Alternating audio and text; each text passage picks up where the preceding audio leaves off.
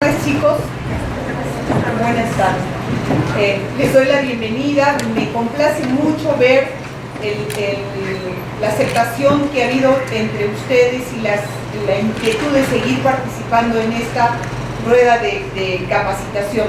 Hoy día tenemos un invitado de lujo.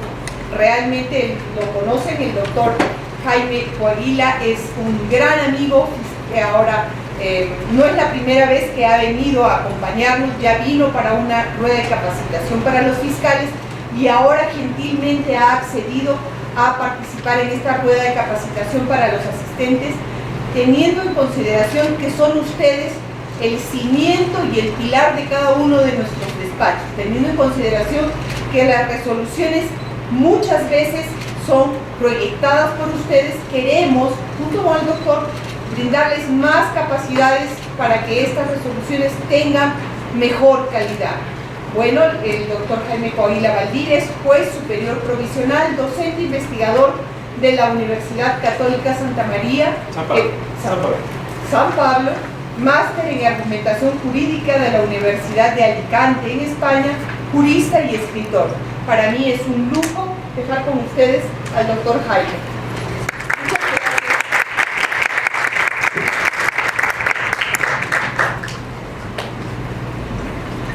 Agradezco mucho la invitación del Ministerio Público y para comenzar a charlar un poco sobre el tema que vamos a hablar hoy día, yo quisiera que todos se acerquen un poco más, no estén tan lejos, para que quizás podamos conversar más que hacer una discusión.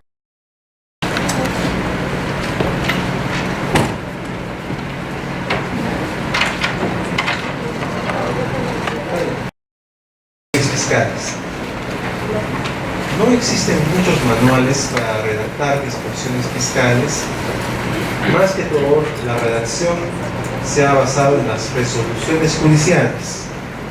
Entonces hay una estructura de las resoluciones judiciales que puede ser equiparable a las disposiciones fiscales.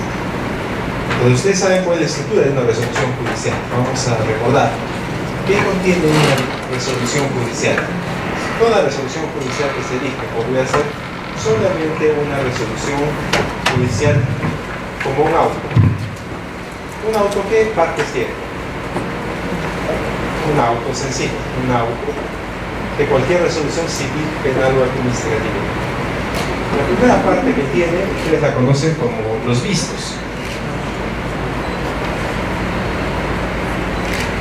Los vistos son en realidad la parte expositiva.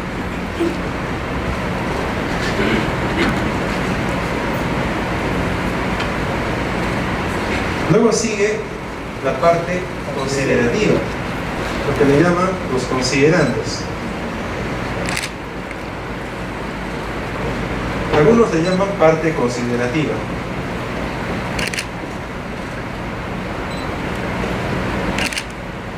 Y finalmente está la parte resolutiva. Algunos le llaman en la sentencia fallo. Y aquí es donde se resuelve el caso, o la decisión. Estas tres partes pueden ser también equiparables en las disposiciones de los requerimientos fiscales, en las disposiciones fiscales. Lo que sucede es que en el poder judicial, por ejemplo, se dice que los decretos tienen una estructura bastante sencilla, que son en realidad lo que ustedes llaman las providencias, ¿no? Que es lo mismo que los decretos. Lo que pasa es que las providencias son en realidad las citaciones a veces, solamente referencias a ciertas fechas y a veces disponen cuestiones de trámite. Lo que nos interesa ahora es que las disposiciones o los requerimientos sean adecuadamente motivados. Cuando ustedes te piden algún tipo de solicitud ante el Ministerio Público, tienen que redactar, digamos, una especie de disposición. ¿Cuál es la estructura que sigue? ¿Qué estructura tienen para poder redactar cuando les piden, por ejemplo, una nulidad? Ustedes pueden resolver nulidades de disposiciones o no. Sí, proyectan nulidades. ¿Cuál es la estructura que realizan para este tipo de nulidades? La misma. Pero, ¿colocan ustedes vistos? No, ¿qué colocan? Dado cuenta, ¿eh? Entonces la escritura varía un poquito. Ustedes colocan en vez de vistos, dado cuenta. Y en vez de considerandos, ¿qué colocan? ¿Ah? ¿Cómo le ponen? Hechos, fundamentación de hechos, ¿qué título le colocan?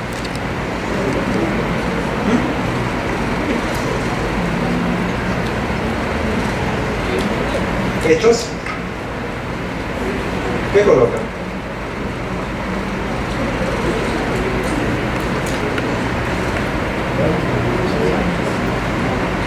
¿Considerandos? ¿Sí o no? ¿Cuál es el estilo que tiene la Fiscalía para redactar estas disposiciones? Dado cuenta, el escrito presentado por la defensa del abogado patrocinante del imputado, ¿qué más? ¿Considerando? ¿Cómo hacen esas fiscalías? Considerando. ¿Qué más? ¿Todos son uniformes? Sí, considerando. Entonces, dado cuenta, considerando.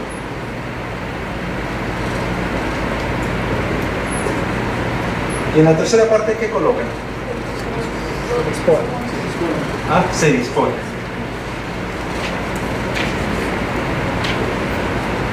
Se dispone a declarar infundado. ¿Sí? Se dispone a reprogramar una audiencia. Entonces, fíjense que la escritura, salvo las palabras que cambian un poco, sigue siendo la misma. ¿Cuál es la ventaja de este tipo de estructura? La ventaja es de que, en el dado cuenta, solamente se consigna lo que se pide. O sea, en el caso de cualquier disposición, lo que se pide, el dado cuenta es dado cuenta de la nulidad, dado cuenta el pedido del abogado, y en la parte del considerando se colocan en realidad los argumentos por los cuales se decide. En cambio, en la parte de dispone se coloca la parte de la decisión en estricto sensu. No hay que confundir ninguna de estas tres partes. El principal error al momento de hacer una disposición, resolución judicial, es confundir la estructura. Y la estructura está claramente limitada en tres partes. A veces hay algunos que confunden los considerandos con el dado cuenta, y otros que confunden los considerandos con el se dispone. Entonces suele suceder que hay disposiciones fiscales que uno no entiende primero qué se dispone, tampoco entiende qué se pidió, y tampoco entiende cuáles son los argumentos que sustentan el se dispone.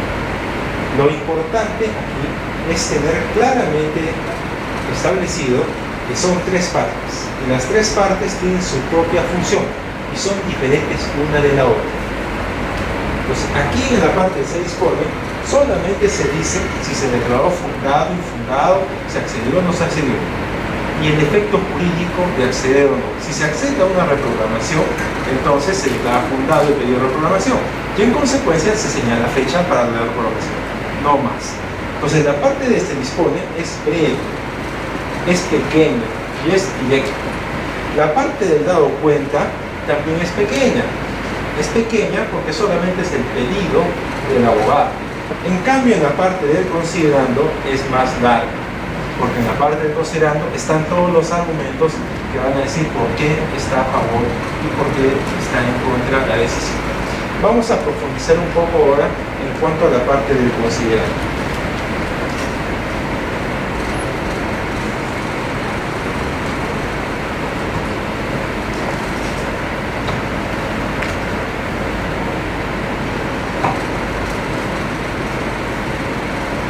En la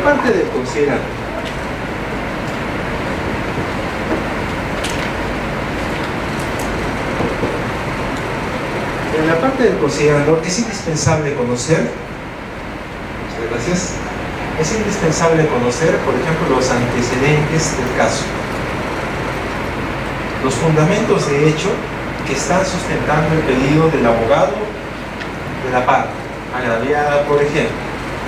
Entonces, casi siempre el primer considerando, el número 1, se refiere a los antecedentes. Es un resumen de lo que se pide.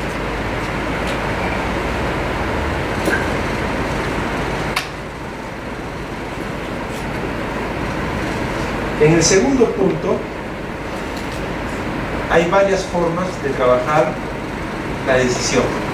Una primera forma es decir desde un inicio cuál es la decisión y luego establecer la fundamentación. La segunda forma es primero hacer un recorrido del razonamiento que siguió el que decide y al final decir qué es lo que se decidió. Son dos formas de estructura para poder trabajar. Entonces la primera es, se parte de lo que se decide y luego se colocan los argumentos. La otra forma es desarrollar los argumentos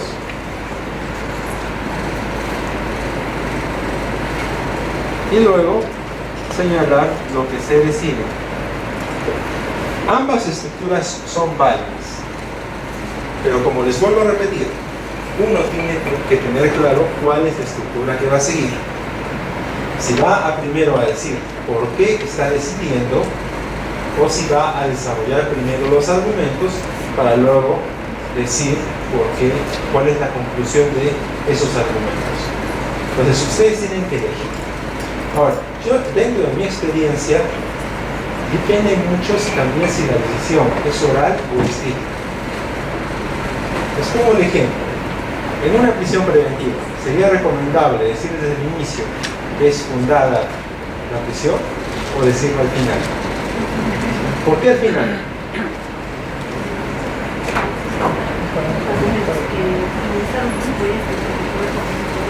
Ahora, en una resolución escrita, ¿por qué tendría que ser al final o al inicio?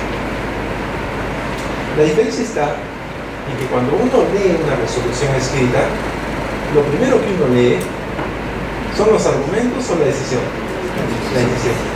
Fíjese, cuando uno lee una decisión escrita, lo que le interesa es el resultado.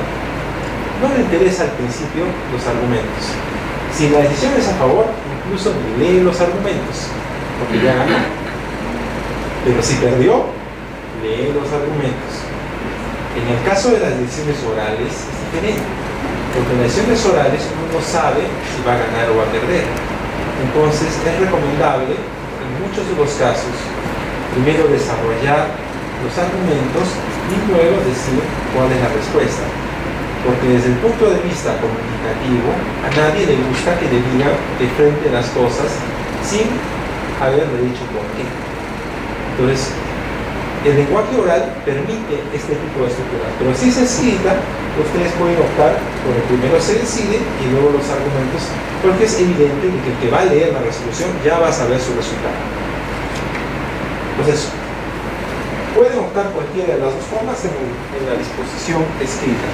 Ahora, si optan por una u otra, los argumentos tienen que estar claramente definidos. Por ejemplo, yo digo, se declara fundada este pedido inmobiliario por las razones siguientes.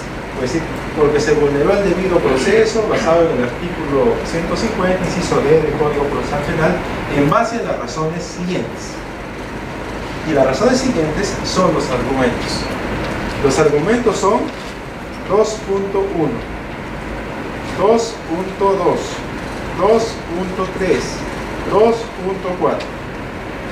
Lo que yo les quiero sugerir es de que siempre que se haga una exposición de argumentos, se separe argumento de argumento, porque es muy usual ver en requerimientos fiscales, disposiciones fiscales, incluso providencias fiscales, que todo es un sancochado. Todo está en 10 líneas. Incluso las sentencias son 10, 15, 30, 40 líneas de manera corrida. Eso no es adecuado para la redacción de las decisiones fiscales. Las decisiones fiscales tienen que ser ordenadas, sistemáticas, para que se puedan entender. Si todo está mezclado, no se entiende nada. Y si no se entiende nada, la parte que lo lee tampoco sabe por qué se decidió. Y también entran muchos en confusiones sobre lo que quiso decir el fiscal, sobre lo que no quiso decir el fiscal. ¿Cuál es la recomendación para evitar hacer sancochados? Lo mejor para evitar hacer sancochados es tener claro un mapa antes de hacer la disposición fiscal. O sea, antes de escribir, yo tengo que tener claro qué voy a decir. Primero en el 2.1, luego en el 2.2, 2.3, 2.4. Se recomienda además que si ustedes comienzan por el se decide, al final hacen un 2.5 de resumen.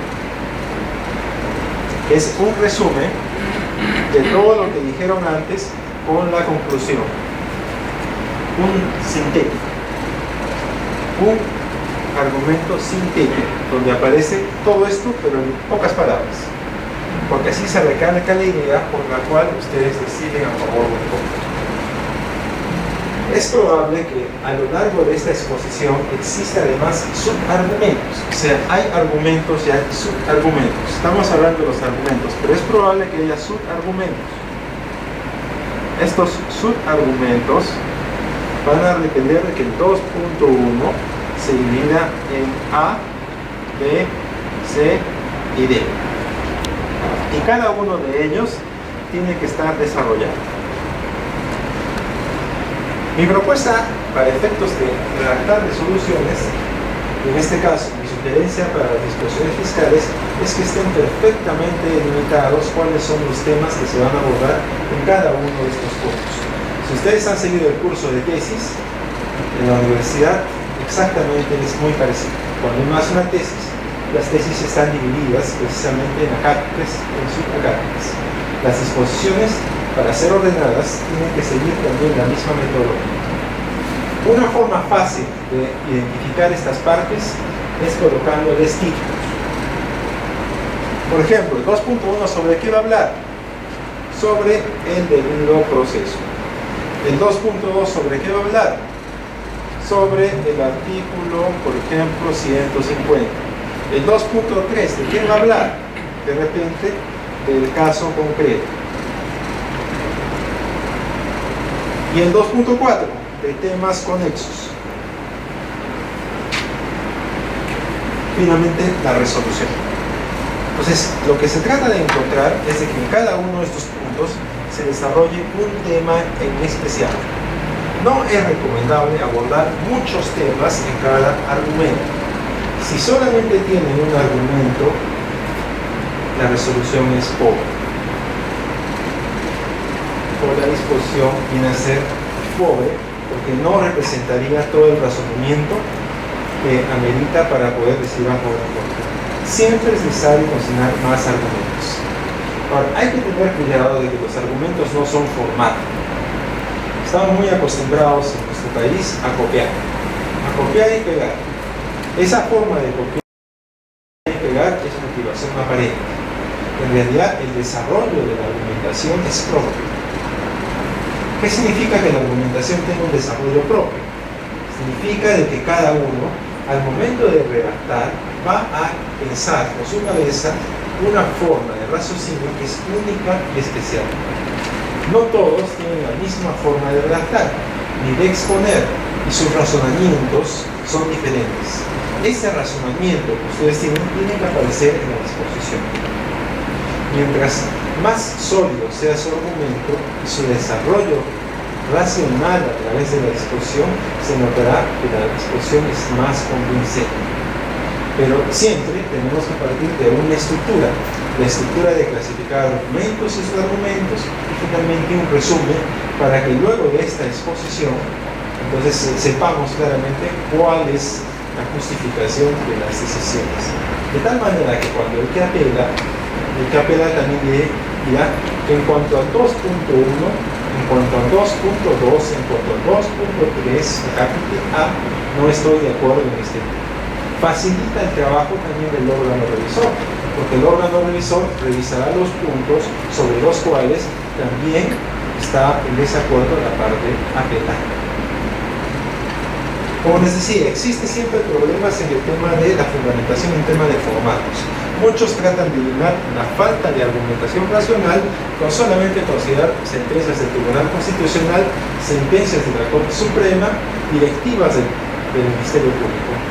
Pero no es suficiente copiar directivas, resoluciones porque eso significaría solamente un copiar y pegar. Lo que necesitamos es decir por qué en este caso concreto esa directiva, esa sentencia, ese caso se aplica al caso que estamos resolviendo. Y para eso no es necesario tantos libros. Para eso es necesario que ustedes piensen y reflexionen una y otra vez para encontrar cuáles serían esos argumentos que sustentan este punto de vista. Eso es el desarrollo verdadero del derecho. En la medida en que ustedes logren hacer una redacción más adecuada a su propio razonamiento fundamentado en fuentes del derecho legales de nuestro sistema jurídico, entonces tendremos mejores disposiciones fiscales. Entonces, la primera regla es no copiar y pegar simplemente.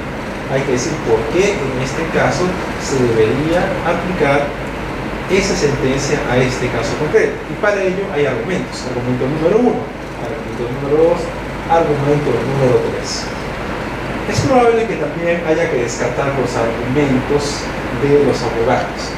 Cuando hay que descartar argumentos de los abogados, pueden colocarse en el último punto, en 2.4.1, en los temas conexos. En cuanto a la defensa del abogado que alega tal y tal cosa, no es cierto porque existen tales y otros argumentos. Entonces, en la parte final también descartan o refutan el punto de vista de la defensa, además del razonamiento que ya han elaborado previamente. Ahora, otra mecánica para poder llevar a cabo una buena redacción es de que los argumentos vayan de la parte general a la parte especial. Esto significa de que primero se va de lo general a lo particular.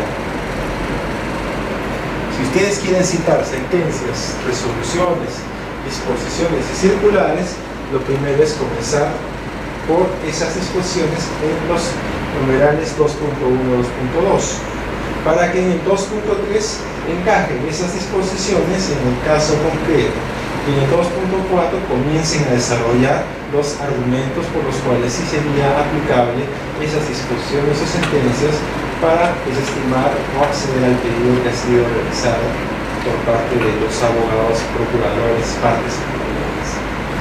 Pues una vez que se hace esta estructura, pues tenemos una adecuada disposición. Yo les sugeriría que traten de ser ordenados, traten de clasificar cada punto, saber qué es lo que van a elegir a efectos de poder llevar a cabo una buena redacción. Hay que tener en cuenta también el tema de la ortografía. Lamentablemente en nuestros colegios y universidades la ortografía ha sido dejada de lado. Y muchas veces hay disposiciones, resoluciones judiciales que pecan de mala ortografía y mala organización. ¿Cuáles son los consejos para evitar una mala ortografía, una mala sintaxis en redacción? En primer lugar, existen correctores de Word. Si tienen dudas, apliquen el corrector de Word, botón derecho, clic derecho, y va a aparecer las opciones para corregir las palabras. Finalmente, si tienen algún problema, en su celular también están incorporados diccionarios. Con internet y pueden revisar los diccionarios para que la palabra sea la adecuada y no tenga errores ortográficos. En muchos requerimientos fiscales, si ustedes hacen esos requerimientos fiscales, hay errores garrafales. Por ejemplo, han llegado casos en los cuales a una persona se le ha procesado y tenía un nombre diferente, y cuando se le ha ido a sentenciar se dieron cuenta que no era la misma persona, se habían equivocado. O a veces ponen vivos a los muertos o muertos a los vivos, les cambian las edades, les cambian los domicilios. Quizás es por la prisa que tienen que hacerse los requerimientos, pero eso genera muchos problemas en adelante. Lo importante es que no se equivoquen. En segundo lugar, no hay que tratar de meter todo en un párrafo. Los párrafos solamente tienen como máximo 3 a 4 líneas. Pero si ustedes revisan sus requerimientos, disposiciones, todas ellas tienen aproximadamente 15, 30, 40 líneas y no hay ningún punto aparte. ¿Qué piensan? Ustedes les han enseñado en el colegio los puntos aparte, los puntos y comas, las paréntesis, las comillas. ¿Por qué no las utilizan? Tienen su utilidad. La ortografía brinda claridad al que lee. Y si no tenemos claridad, entonces luego dicen no hay imputación necesaria, no colocaron el día en que ocurrieron los hechos, se olvidaron de la edad de la menor en los casos de violación. Necesitamos esos datos, pero tiene que haber una buena redacción. Para que haya buena redacción no hay que ser muy ampuloso, no hay que contar todo, porque unos comienzan a contar desde que el señor va a la comisaría y de ahí comienza la narración de los hechos. Eso es equivocado. Los hechos ocurren a partir de que se comete el delito. Esa narración específica y sintética, sustancial sobre lo que ocurrió, no requiere muchas palabras, pero sí requiere claridad sobre cómo se hizo, cuándo se hizo, dónde se hizo, con qué se hizo, qué medios se utilizó. Tienen que responder a las preguntas básicas de la investigación oral. Una vez que se esclarecen esas preguntas, esto tranquilamente puede ser redactado en 5 renglones y no es necesario más. Pero si confunden elementos de convicción con hechos, en el caso de los requerimientos fiscales, entonces estamos mal. Una cosa son los elementos de convicción y otra cosa son los hechos. Los hechos son puros, no tienen pruebas. Los hechos son puros, son narraciones sintéticas de lo que sucedió. No tienen que ver con los dosajes, no tienen que ver con las testimoniales. Eso es absolutamente diferente. Entonces los hechos tienen que estar limpios y claros. Ese es el principal problema que tienen los jueces con los requerimientos fiscales, los hechos. ¿Y quién redacta los hechos? Ustedes. Porque los fiscales todo el tiempo están en la audiencia. ¿Quién hace los hechos? Ustedes. Entonces ustedes tienen que mejorar su redacción de los hechos, claramente y en pocas líneas y con párrafos cortos, con puntos aparte, con puntos seguidos, puntos y comas, paréntesis, corchetes. Tienen que utilizar signos de puntuación. En la medida que eso mejore, se podrán entender mejor las acusaciones y los fiscales también podrán adecuadamente llevar a cabo los procesos con implicación oral y no oral. Lo importante es eso, la redacción es finalmente ser sintético, claro y preciso. Una imputación la tiene que comprender hasta una persona que no ha estudiado Derecho. Si una persona que no ha estudiado Derecho no entiende los hechos, eso significa que está mal redactada.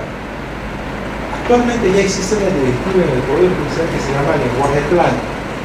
Esto significa que todas las disposiciones, todas las resoluciones judiciales tienen que ser redactadas en lenguaje claro, en lenguaje que lo entienda un ciudadano promedio. También les alcanza a ustedes. Las disposiciones tienen que ser comunicables, tienen que ser en lenguaje claro, en lenguaje objetivo. Y si hay alguna cosa que no se entiende, para eso existen las notas al pie de página.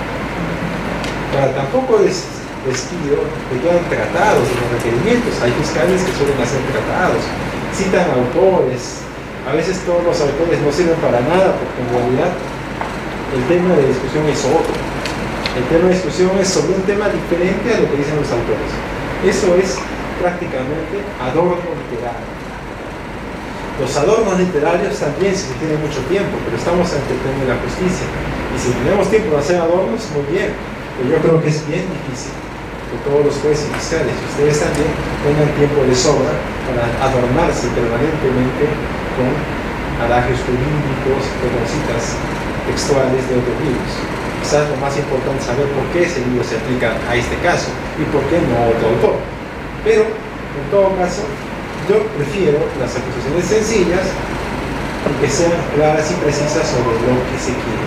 Y las disposiciones de la misma manera, mi recomendación es de que sigan este esquema de los dado cuenta, considerando en parte decisiva, pero considerando una estructura detallada, en principio lo que se decide, luego los argumentos por los cuales se decide, los argumentos numerados de manera clara y concreta, desde el 2.1 hasta el 2.5, hasta los que haya, y si hay subargumentos en 2.1, se desglosen en ABCD o en 2.11, 2.12, 2.13.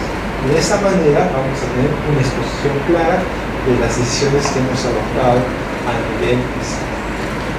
Aquí voy a cerrar y voy a pedirles si tienen alguna pregunta.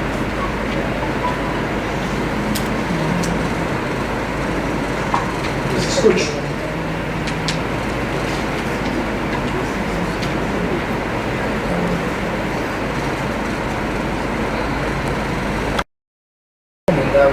usar abreviaturas? Siempre y cuando las abreviaturas sean abreviaturas oficiales. Por ejemplo, tiene una abreviatura del Verbigracia. ¿Qué abreviaturas utilizan los fiscales? Por ejemplo, si dicen acusación y le ponen A punto, yo no voy a saber qué es acusación, salvo que tenga un glosario en la parte final que diga qué es acusación. Pero si son abreviaturas universales, todo el mundo las va a entender. Pero si son abreviaturas que yo me invento, no voy a entender. Hay algunos que colocan, por ejemplo, y sustrajo un televisor, una radio, una agenda y otros. Ya estamos aquí en una imputación genérica. ¿Qué son los otros? Y etcétera. ¿Qué es etcétera? O sea, tiene que haber claramente una determinación de lo que se sustrajo. O sea, las abreviaturas siempre y cuando estén respetadas por el diccionario real de la Academia de la Lengua. Si no, si son sui generis, inventadas por nosotros, de preferencia, no. ¿Alguna otra pregunta? ¿Comentario? ¿Anécdota fiscal?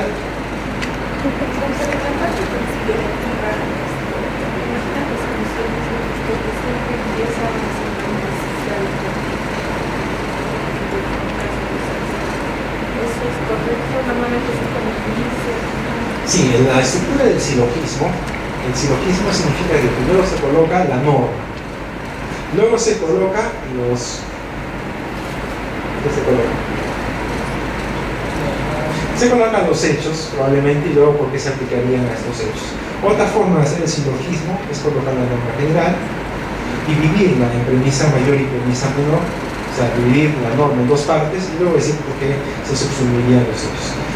Yo creo que en muchos de los casos puede ser importante colocar el artículo y en otros no. Depende. Si es un caso sencillo, tal vez se puede colocar el artículo y los hechos por los cuales se encajaría dentro de ese supuesto, pero hay que decir por qué encajaría. Más interesante que citar el artículo es decir por qué se encaja. ¿Por qué encajaría esto dentro de este artículo? Es usual colocar siempre el artículo que es aplicable. Por ejemplo, referir a los recursos de queja, apelación, se colocan y luego se coloca el hecho y luego por qué se subsumiría. Pero si ustedes revisan en el pasado, no era indispensable. En el pasado, en las decisiones que tomaban los jueces fiscales, solamente se colocaba el número del artículo porque se presumía de que todos lo sabían.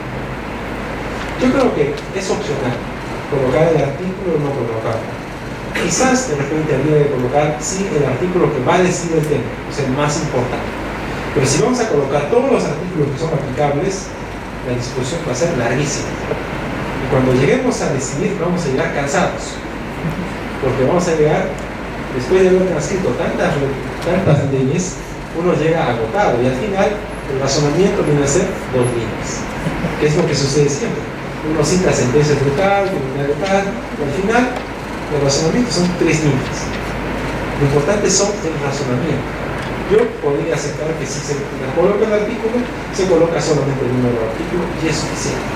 O hacer una referencia tangencial del artículo, siempre y cuando esté el razonamiento por el cual ustedes van a decir. ¿Alguna otra pregunta? ¿En qué caso se opta por al revés, cuando estamos hablando del decide y luego la argumentación, puede ser que sea la argumentación y luego el decide.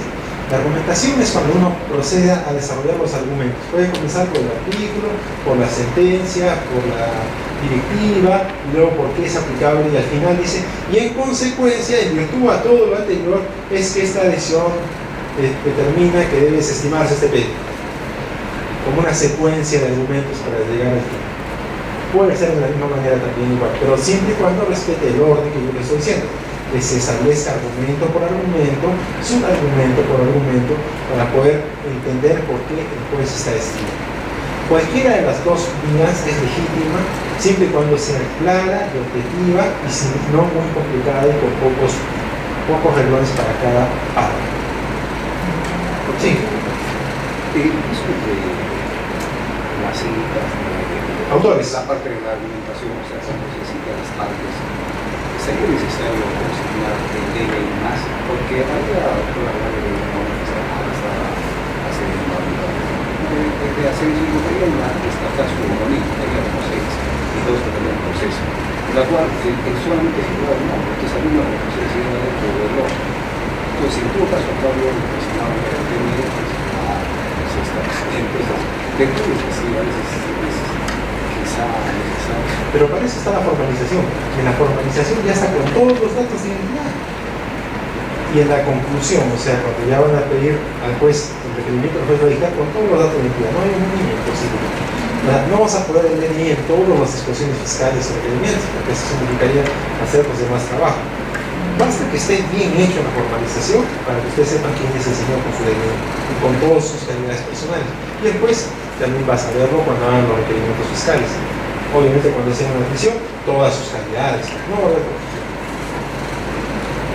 ¿Alguna otra pregunta? Allá. Primero, una presentación para cambiar un poco el tema. Ya. Era una pregunta que sí me hicieron. ¿Vienes más acá? Porque no te escuchas, creo que estás un poco rojo. Sí, no tengo voz. Entonces, mi pregunta se refería al nuevo proceso que se ha establecido por la Flagrancia. Constitución. No, el nuevo proceso de inmediato. Ya, sí.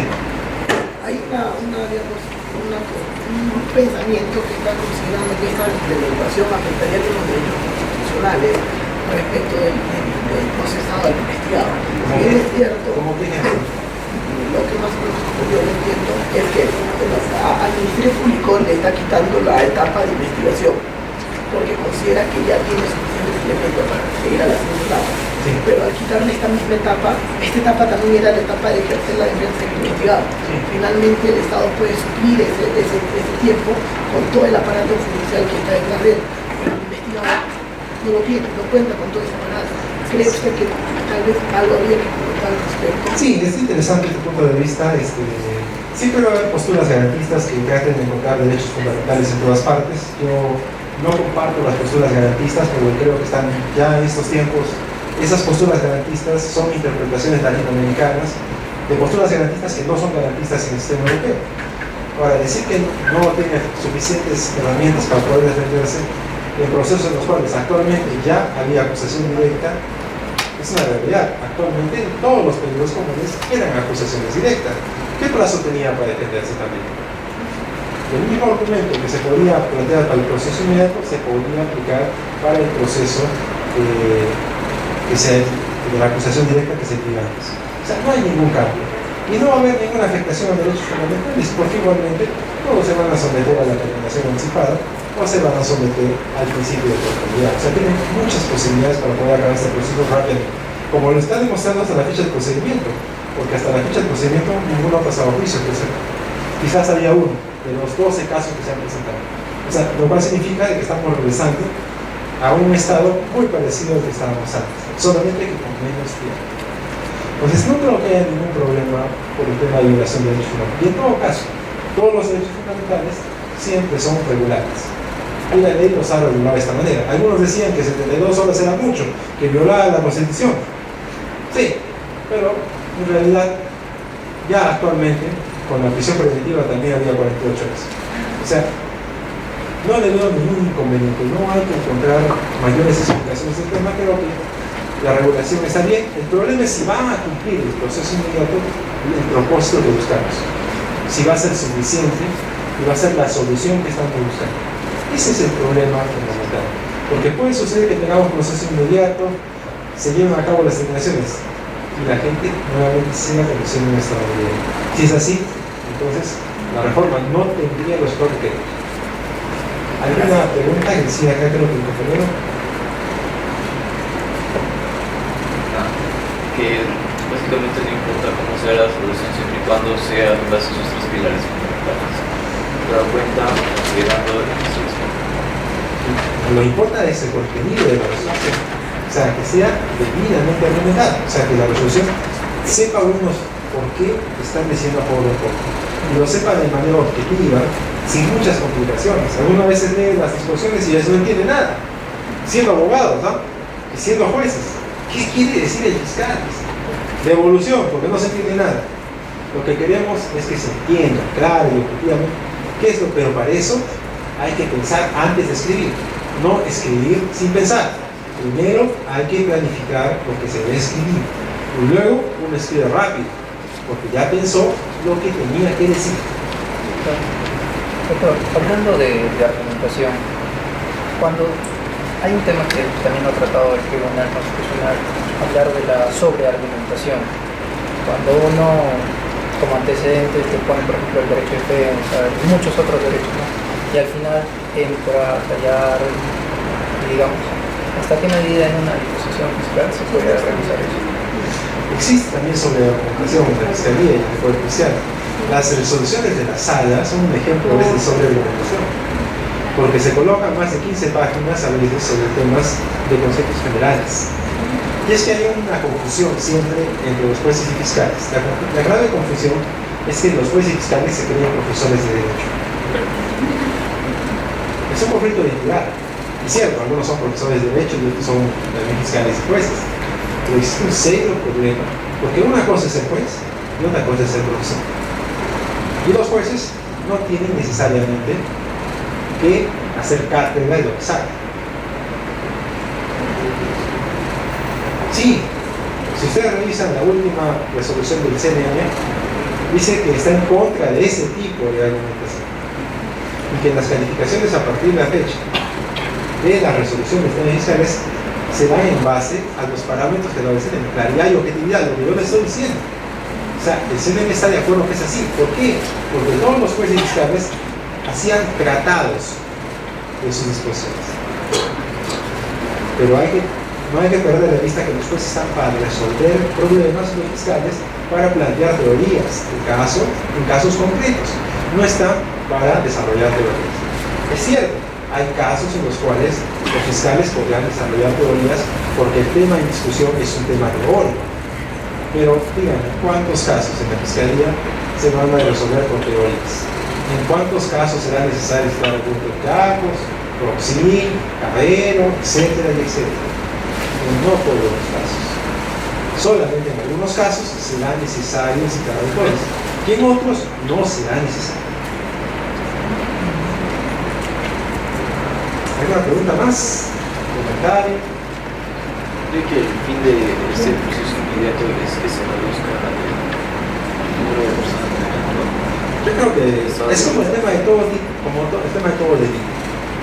El problema de las leyes, o sea, el problema de los legisladores y de los abogados en general es pensar que con las leyes se cambia el mundo. Y nosotros hemos crecido con esa idea desde la universidad.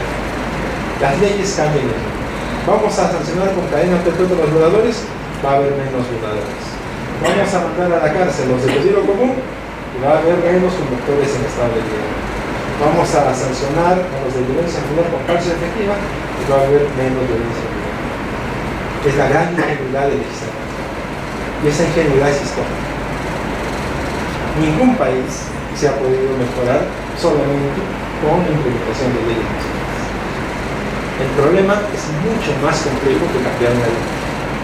El problema es mucho más complejo. Yo sospecho de que esta solución es un paliativo. Después habrá otros problemas, otras complicaciones derivadas de esta ley. No creo que se pueda solucionar el tema de la condición de estabilidad solamente con mandar los 72 horas de la cárcel. Es probable que un grupo representativo de la sociedad se acate y logre internalizar, digamos, el mensaje. Pero hay grupos de la sociedad que incluso mandando los 72 horas no van a entender el mensaje. Y esa sería la preocupación que vamos a tener en el futuro. ¿Qué vamos a hacer con aquellos que durante las 72 horas tampoco comprenden el mensaje? Nos vamos a llevar de repente de procesos, pero no vamos a lograr el objetivo que queremos. ¿Qué va a quedar después? Lo que va a quedar después es que el legislador diga, bueno, condición de estabilidad, 1 año de cárcel efectiva. Si las cosas no mejoran, el resultado va a ser más incremento de penas y más populismo legislativo. ¿Pero por qué? Porque la sociedad, en general, todos, no nos hemos comprometido también con ese cambio. Y en general se piensa igualmente que solamente con las reformas se van a solucionar los problemas, cuando este es un tema estructural. Es un tema estructural de nuestra cultura y nuestro país. Entonces, mientras eso no cambie, es probable que estas medidas sean paliativos que tarde o temprano puedan desencadenar en otros problemas más graves. ¿Alguna otra pregunta?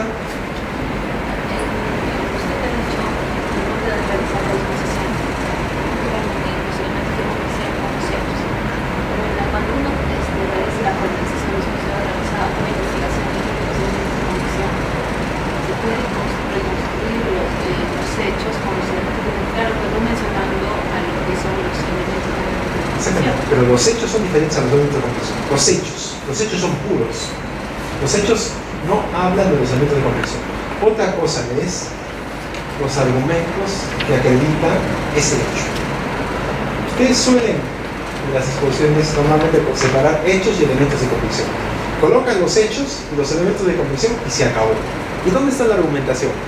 ¿Cómo sabemos que estos elementos de convicción se refieren a este hecho? Lo ideal sería que esté redactado el tipo penal, robo agravado, apoderamiento, despojo, aprovechamiento, disposición mínima. ¿Qué elemento de convicción acredita el apoderamiento? Elemento 1, elemento 2 y elemento 3.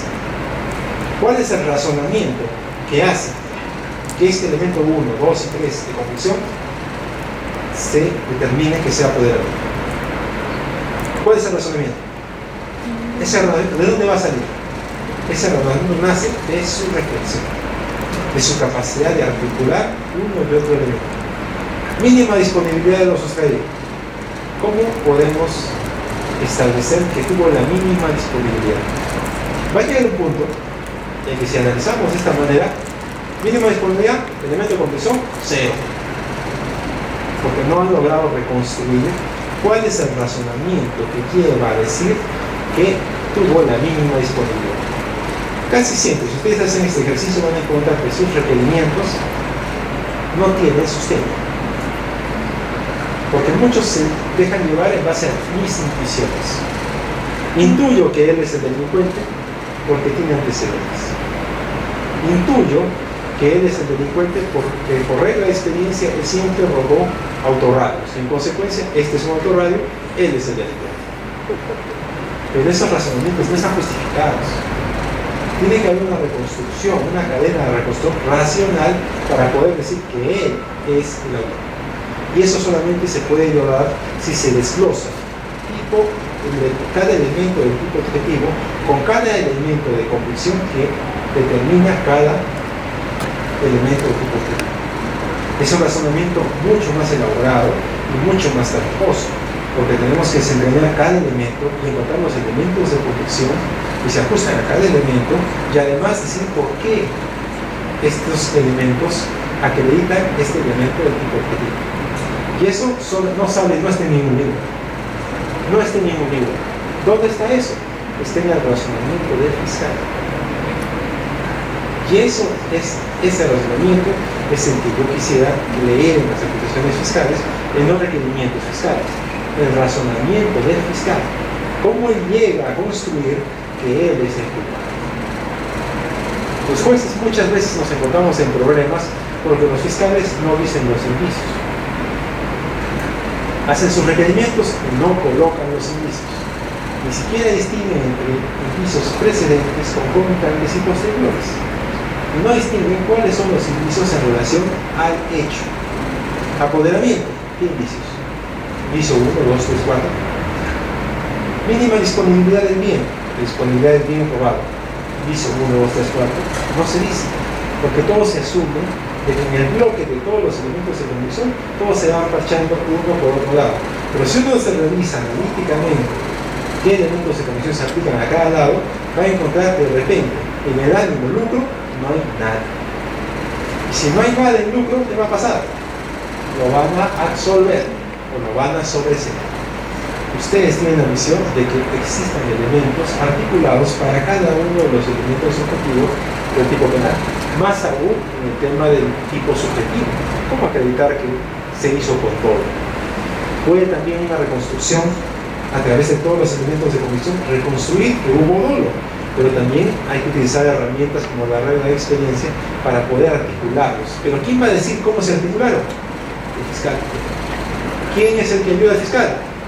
El asistente de función fiscal. ¿Quién es el que hace este requerimiento? El asistente de función fiscal. Entonces, en la medida en que ustedes lo hagan, mejor, que el fiscal pueda también revisarlo, es que tendremos mejores requerimientos y evitaremos, que es el propósito de todos, que los culpables salgan libres por errores técnicos de la fiscalía o por errores judiciales. ¿Alguna otra pregunta? ¿Cree que el hecho de que la creación de leyes no solucione el problema sea porque estas no tienen resultados investigativos? Mira, en nuestro país las leyes no tienen ningún resultado investigativo. O sea, que se crean en base a resultados de investigaciones. No existe ninguna investigación. Bien, ¿hay un centro de investigación en el Congreso? No hay. ¿Qué hace el Congreso para dar leyes? Lee los periódicos. ¿Tú crees que es serio leer los periódicos para una ley? ¿Las investigaciones que hacemos en las universidades son tomadas en cuenta? No. En realidad son leyes de emergencia. O sea, cuando se crea una ley, se designa un estudio jurídico. Se contrata un estudio jurídico. Trae una ley. O el asesor tiene una ley. O alguien pidió una ley. Pero no hay ningún resultado, ningún estudio estadístico. Dígame, ¿por qué se crea la ley del feminicidio? ¿Hay algún estudio jurídico, algún estudio serio de investigación que diga cuántos feminicidios han ocurrido en el Perú? No hay. Si ni siquiera existía la figura. Recién ahora que está la figura, recién están haciendo tesis sobre el feminicidio. Ahora, van a encontrar respuestas de que con la ley del feminicidio hay tantos feminicidios como antes. Iba a preguntar. Doctor, buenas tardes. Gracias por su exposición. Por favor, ¿podrían indicarnos, hace un momento mencionó cuál es que debemos hacer una diferencia entre los hechos y los elementos de convicción? ¿Podría ponernos un ejemplo para poder diferenciar un elemento de convicción y poder hacer bien nuestros requerimientos? Mira, un hecho cuál es. Por ejemplo, Juana estaba caminando por la calle La Merced a las 5 de la tarde, del día 15 de agosto del año 2015, cuando de pronto Armando Manzanares Valdivia la cogió por la parte de atrás, por el cuello, aprisionándole el cuello, y de pronto le quitó su teléfono celular. Inmediatamente después, Armando Manzanares se dio a la fuga y fue capturado al terminar la cuadra por un efectivo de nombre Juan Pérez que pasaba por el lugar. Esos son los hechos. ¿Hay algún elemento de convicción? Ninguno. ¿Cuáles son los elementos de convicción? Certificado médico legal, que dice que tenía lesiones en el cuello. 2. Declaración del policía, que declara que efectivamente capturó a este señor. Declaración de la agraviada, que dice que el documento que acredita la preexistencia del celular. La preexistencia del celular. Ya tenemos, con eso es suficiente, ¿eh? Con eso es suficiente. Puede haber por ahí un testigo, pero con eso ya prácticamente tenemos lo suficiente para poder presentar un requerimiento. Pero fíjense ustedes, si yo coloco los hechos y enumero los elementos de convicción, ¿dónde está la argumentación? No hay, no basta. Es necesario desarrollar la argumentación. Mayormente los requerimientos fiscales hacen una enumeración de los elementos de convicción y al final comienzan a desarrollar por qué él sería el responsable. Pero hay algunos requerimientos fiscales que no dicen nada. Solamente hechos, enumeran los elementos de convicción y eso es todo. No colocan por qué. Y lo que necesitamos nosotros es saber cómo estos elementos de convicción llevan a decir que este señor es el culpable de este delito. Pues, ¿qué podríamos decir? Es probable, bueno, si estamos acusando, se acusa al señor tal por haber cometido el delito de robo agravado, artículo tal, porque en principio habría sido ratificado por la declaración de la agraviada, además existiría el certificado médico, la declaración de la verdad que es uniforme, sincera, espontánea, ¿no? el certificado médico que declara una lesión común humana en el cuello, lo cual es compatible con la descripción dada por la agraviada, que dice que la agarró por el cuello, y que además también existe la declaración del policía que inmediatamente después logró capturar a minutos luego de haberse ocurrido los hechos, tal vez la declaración de un testigo, la preexistencia del celular, ¿no?, que coincide con las características exactas del celular encontrado en el acta de incautación que fue encontrado en el poder. Todo eso tiene que estar explicado, argumentado, para poder decir que es un caso sencillo. En muchos de los casos no es tan fácil. No es tan fácil porque a veces, primero, no hay policía. Segundo, no se encontró el celular. Tercero, la agraviada se contradice. Entonces la situación no es tan fácil. En muchos de los casos habrá que hacer uso de otro tipo de razonamientos para poder justificar un requerimiento de debida forma. ¿Alguna otra pregunta? Doctor, más que una pregunta, quisiera hacer un aporte, ¿no? Sí. En cuanto a los hechos que usted ha hablado, muchas veces, tanto los practicantes como los asistentes, en los hechos transcriben lo que dice la denuncia verbal de las comisarías. Y muchas veces las denuncias verbales son escritas en mano. Entonces, a mi punto de vista, debería haber una capacitación del Ministerio Público para que los capacite a los policías y les haga entender de que tienen que escribir claramente, ¿no?, para que también haya celeridad procesal, ¿no? Yo creo. Debería haber un protocolo de denuncia. O sea, existe un serio problema, pero los fiscales no se pueden guiar por las denuncias de los policías, pues. Los fiscales son los que hacen los hechos, o sea, los que van a extraer esos hechos y van a encajarlos, tratar de van a hacer sus formalizaciones tomando como insumo eso, pero no solamente como insumo lo que dice la parte. Porque si copiamos lo que dice la parte, por ejemplo, ha habido casos en los cuales la parte dice de que se cometió delitos de actos contra el pudor y me violaron. O sea, y es lo que dice, con ese dicho en la parte, ¿vamos a decir que se cometió actos contra el pudor? No, porque lo que nos interesa son los hechos. Los hechos dicen, me tocó. Los hechos dicen, me arranchó el celular. Los hechos dicen, me golpeó la cabeza. ¿Acaso la gente sabe de derecho? La gente dice sus palabras con las palabras que conoce. No podemos encasillarnos con el texto literal de lo que dice la policía. Ellos no son ni son abogados, ni son la parte. Nosotros, los fiscales, tienen que hacer su trabajo y tratar de extraer esos hechos brutos, porque son hechos brutos, y convertirlos en hechos jurídicos. Ese es su trabajo. Hechos que encajen dentro del tipo penal. Entonces, si uno no va a encajar, entonces va a copiar lo que dice la agraviada.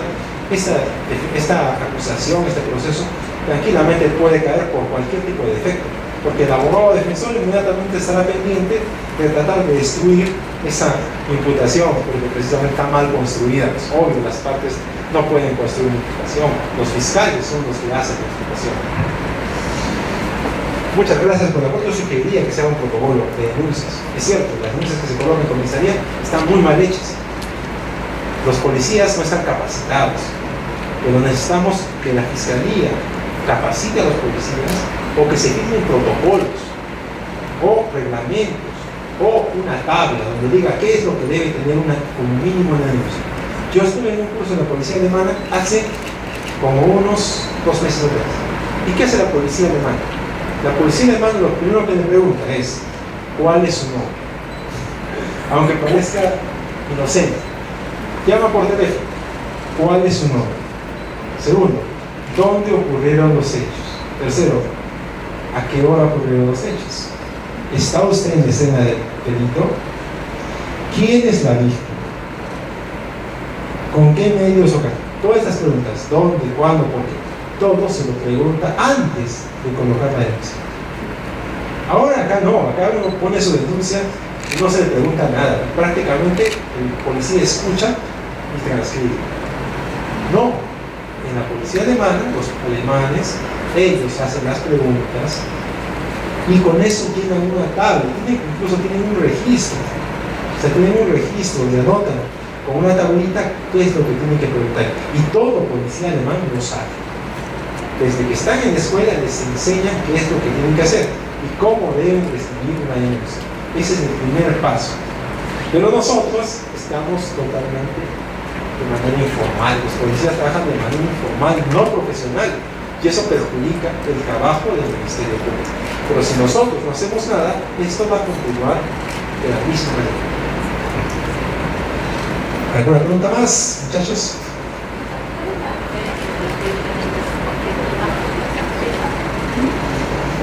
Ya. Yo creo que en el tema de la imputación, yo estoy elaborando una teoría que es propia, no es de nadie. Mi teoría es de que existe imputación máxima e imputación mínima. La imputación máxima es la imputación máxima literal. Lo que dicen los abogados a veces, está uno del fiscal leyendo, ustedes lo han visto cuando van a la sala y está leyendo su imputación y el opción acaba de omitir una coma que estaba en la acusación, que es en la formalización, ha cambiado una palabra, dice, está vulnerando mi derecho de defensa, imputación máxima, o sea, imputación literal, o sea, el fiscal tiene que copiar igualito como está en la formalización. No puede cambiar una línea, no puede cambiar una palabra, no puede hacer nada. Imputación máxima. 2. Imputación mínima. Tiene que contener los elementos mínimos para que sea una imputación adecuada. O sea, lo mínimo y suficiente como para que encaje en el equipo mínimo. Lo mínimo significa que sea lo mínimo de tal manera que no vulnere los derechos fundamentales. Lo cual significa que podría disponer de aquellos elementos periféricos accesorios, por ejemplo, los hechos posteriores. ¿Cuál sería lo mínimo? Lo mínimo son los hechos concomitantes. O sea, podría haber algún tipo de discrepancia en los antecedentes, pero los elementos mínimos no van a cambiar. Ahora, muchos dicen imputación objetiva, concreta, suficiente. Yo creo que lo que nosotros requerimos, y eso creo que sea una postura mayoritaria, es que requerimos imputación suficiente y mínima. Lo cual no significa de que dejemos pasar casos en los cuales, por ejemplo, no existe imputación en relación a un elemento del tipo objetivo. Si no hay imputación en un elemento objetivo, ya no se puede subsanar. Por ejemplo, si no dicen cuándo ocurrieron los hechos. ¿Cómo podemos subsanar cuándo ocurrieron los hechos? Si ustedes no la han consignado. En la identidad, si consignan un nombre diferente, no podemos cambiar. Si se equivocan en la vía de las violaciones, hay un serio problema. Algunas sentencias sui generis han tratado de subsanar, algunas han llegado a los actos contra el pudor, han tratado de encontrar caminos tortuosos, a veces sacrificados, para condenar a las personas culpables por errores técnicos de la Fiscalía. Pero creo que todo se reduciría a que tratemos de respetar la imputación mínima y suficiente. Claro que el trabajo de los fiscales y ustedes es tratar de ser exhaustivo con esas preguntas. ¿Dónde? ¿Cuándo? ¿Por qué? ¿A quién? ¿Quién? Esas preguntas tienen que estar claramente respondidas en la imputación. Las agravantes, los hechos de las agravantes. No copiar la agravante. Dice, durante la noche. Eso no es imputación. La imputación es el hecho. A las 7, a las 9 de la noche. Eso es la noche. La noche no es la noche. O despoblado no es despoblado. O sea, sí, se realizó en lugar despoblado. No, se realizó en Víctor, en un lugar donde no había absolutamente gente, en una carretera desolada, una carretera abandonada. Ese es el hecho. No hay que confundir el tipo penal con el hecho. El hecho es una narración fáctica, una narración literaria. En cambio, el tipo penal es lo que dice el código, que es diferente. ¿Alguna pregunta más? Sí. Más cerca, más cerca. Respecto a los títulos de imputación, existe la coautoría aditiva. Sí. Existe la autoría inmediata Sí. por dominio de organización. Sí. ¿Sería posible imputar a un grupo de personas coautoría inmediata aditiva por dominio de organización? Inmediata aditiva. Sí, exacto. Yo creo que no. Yo creo que no, porque el ejemplo que colocan me parece es Peter Jacobs, es de que cuando una persona es agredida por muchas, es autoría directa, no se sabe quién ocasionó la lesión y por ello se considera la autoría activa, pero no hay supuestos de coautoría aditiva inmediata. Porque ¿cuál sería la coautoría aditiva mediata? Porque el mediato es el autor intelectual. ¿Y qué otro autor intelectual aditivo podría haber? Yo creo que sería también autor mediato. El caso concreto que yo pregunto, ¿sí? Son estas asociaciones que se dedican a usurpar. Ahora último han sido sentenciados unos dirigentes, pero porque tenían a los detenidos a los que efectivamente les hacían los disparos. En el caso concreto no se sabe quiénes son los disparos, pero sí hay relación de las directivas que daban los directivos precisamente para atacar a la otra asociación. Entonces todos los directivos presionaban o ordenaban a sus demás asociados a defender sus territorios a todo costo. Ya, pero tendrías que probar que cada uno de esos directivos ordenaba. O sea, tendrías que probar que el presidente ordenó que usurpen o que ataquen, que el secretario ordenó que usurpen y que ataquen, el tesorero lo mismo, etc. Si no tienes prueba de que ellos ordenaron, no hay autoridad legal. En la mayoría de la experiencia sucede que solamente quienes pagan son los presidentes, o los secretarios o los tesoreros. El fiscal, por ejemplo, ni facultad de decisión esa vez tenía, ni siquiera control. Es muy difícil reconstruir la imputación respecto a varios. Ese es otro problema que hay en la fiscalía, que se trata de coberturar por todos los delitos a todas las personas, o se trata de comprender a la mayor cantidad de personas posibles para un hecho único. Y al final, ¿qué resulta? Resulta que todos son absueltos por el principio de la fuente de junta. Porque ¿quién se imputa unos a los otros? O en lo contrario, son archivados en preparatoria. Entonces yo no creo, yo sospecho incluso que el tema de la coautoría aditiva es una invención, es una mala recepción del sistema jurídico peruano.